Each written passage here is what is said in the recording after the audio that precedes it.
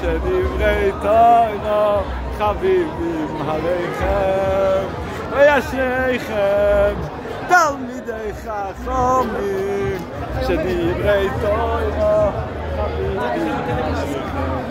אפשר להיכנס גם לבלוג? בטח. זה בלוג, אבל לא של סלבים, זה בלוג של יהודים פשוטים.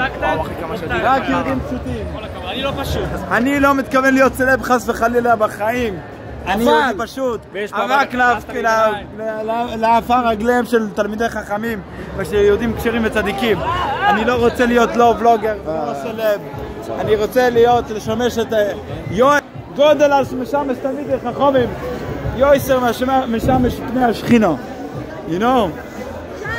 גודל שימושו, יויסר מלימודה. You know יואל?